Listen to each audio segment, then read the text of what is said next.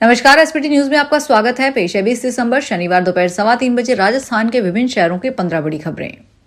धौलपुर के टहरी का पूरा के पास नर्मदे नदी के रपट पर बड़ा हादसा हो गया। एक के बाद एक वाहन फिसलकर नदी में जा गिरे, जिससे मौके पर अफरा तफरी मच गई। हादसे में सवार कई लोग घायल हो गए, जिनका स्थानीय स्तर पर इलाज किया गया था। ग्रामीणों ने प्रशासन पर लापरवाही का आरोप लगाया।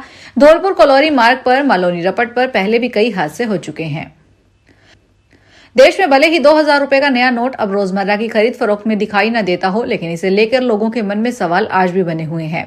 भारतीय रिजर्व बैंक ने मई 2023 में इस उच्च मूल्य वर्ग के नोट के चलन को बाहर करने का फैसला किया था। इसके बावजूद यह नोट आज भी कानूनी तौर पर मान्य मुद्रा है, यानी इसका वैल्यू खत्म नहीं हुई है। आरबीआई लगातार यह कह रहा है, जिनके पास अभी भी 2000 रुपए के नोट रखे हैं, वे उसे जल्द से जल्द सिस्टम में वापस लाएं। दिलचस्प बात यह है कि वापसी प्रक्रिया शुरू होने के 2 साल से ज्यादा समय बीत जाने के बाद भी करीब 6000 करोड़ रुपए के नोट अब तक भी सर्कुलेशन में मौजूद हैं। दिल्ली एयरपोर्ट के टर्मिनल 1 पर ऑफ ड्यूटी पायलट ने एक यात्री से मारपीट की। इस घटना के बाद यात्री ने सोशल मीडिया पर अपने साथ हुए हादसे की जानकारी शेयर की। साथ ही पायलट के कपड़ों और अपने चटुल चेहरे की तस्वीर भी पोस्ट की। घटना के सामने आते ही सिविल एविएशन मिनिस्ट्री ने मामले की जांच के आदेश दिए हैं। एयर इंडिया एक्सप्रेस ने भी पायलट कैप्टन वीरेंद्र सेजवाल को सस्पेंड कर दिया है। राजस्थान न्यायिक सेवा यानी आरजेएस परीक्षा 2025 के अंतिम परिणाम में जहां एक और बेटियों का दबदबा रहा, वहीं दूसरी ओर एक ऐसा नाम उभरकर सामने आया जिसने उम्र की सीमाओं को पीछे छोड़ते हुए इतिहास रच दिया है। राहुल बंसीवाल ने महज 21 साल 3 महीने की उम्र में सिविल जज बनकर प्रदेश को चौंका दिया है। न्यायिक सेवा में शामिल होने के लिए न्यूनतम आयु सीमा 21 वर्ष निर्धारित है। परिणाम के दिन यानी 19 दिसंबर 2025 को राहुल की उम्र मात्र 21 साल 3 महीने है। कर्मचारी चयन आयोग ने परीक्षा में सफल हुए उम्मीदवारों के लिए टीयर 2 परीक्षा के लिए परीक्षा तिथियों का ऐलान कर दिया है। जो उम्मीदवार सीजीएल टीयर 1 की परीक्षा में सफल घोषित किए गए हैं, अब वे सीजीएल टीयर 2 की परीक्षा में शामिल हो सकेंगे। टीयर 2 परीक्षा का आयोजन जनवरी माह में किया जाएगा। जो उम्मीदवार सीजीएल टीयर 2 परीक्षा की तैयारी कर रहे हैं, अब वे मुख्य परीक्षा की तिथियों के अनुसार अपनी तैयारी को और मजबूत बना सकते हैं। टीयर 2 परीक्षा का आयोजन 18 और 19 जनवरी 2025 को किया जाएगा। बीकानेर में दिसंबर महीने के बावजूद मौसम का मिजाज बदला हुआ नजर आ रहा है। आमतौर पर इस समय यहां कड़ाके की सर्दी शुरू हो जाती है, वहीं इस बार दोपहर में तेज गर्मी का एहसास हो रहा है। अधिकतम तापमान 30 डिग्री सेल्सियस तक पहुंच गया है, जिससे लोग दिन के समय गर्मी से परेशान हो रहे हैं।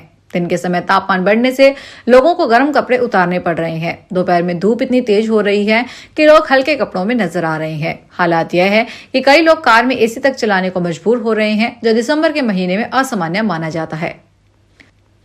जोधपुर के चौपासी हाउसिंग बोर्ड थाना पुलिस ने दुकानें बेचने के नाम पर 21 लाख रुपए की धोखाधड़ी करने के मामले में कार्रवाई करते हुए आरोपी को गिरफ्तार किया है।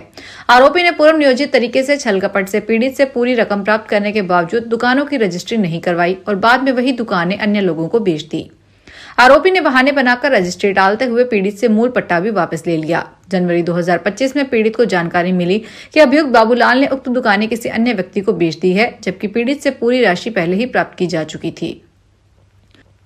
छत्तीसगढ़ के रायपुर में एक शख्स को जिस मच्छर ने काटा, उसे शक हुआ कि कहीं ये डेंगू का मच्छर तो नहीं। बस फिर क्या था, उसने मच्छर को मार डाला, धागे से बांधा और सीधा नगर निगम के दफ्तर पहुंच गया। बताया जा रहा है कि व्यक्ति को मच्छर के काटने के बाद डेंगू का डर सताने लगा।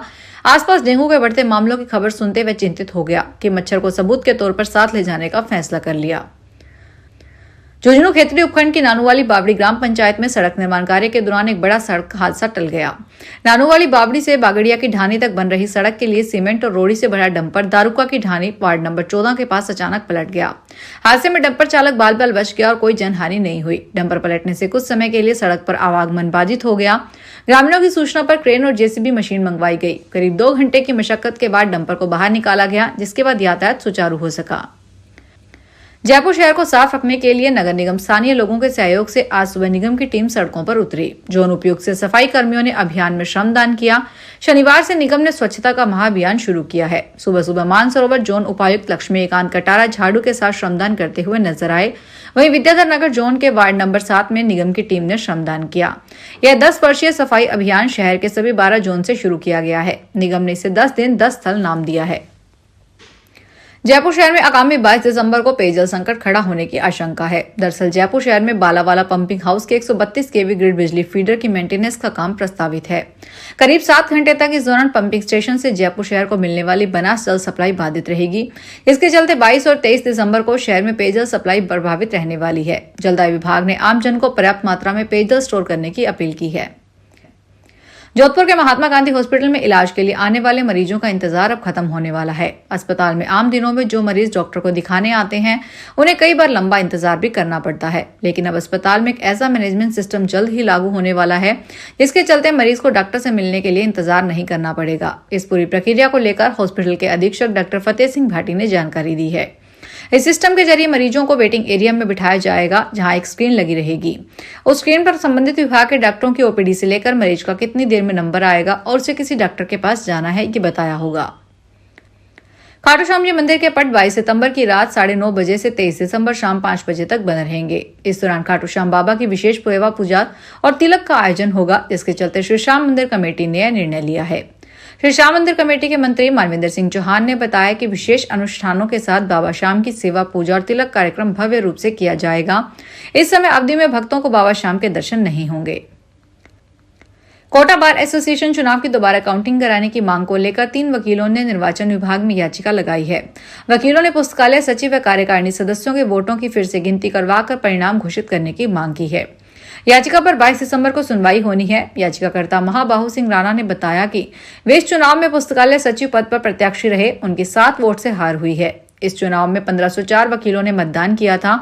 काउंटिंग के दिन हमें पड़े मत दिखाई नहीं गए। काउंटिंग के समय कुछ दूरी पर बिठाया गया, जिसके चलते मेरे पक्ष में आए वोटों की गणना करने व देखने में असमर्थ रहा।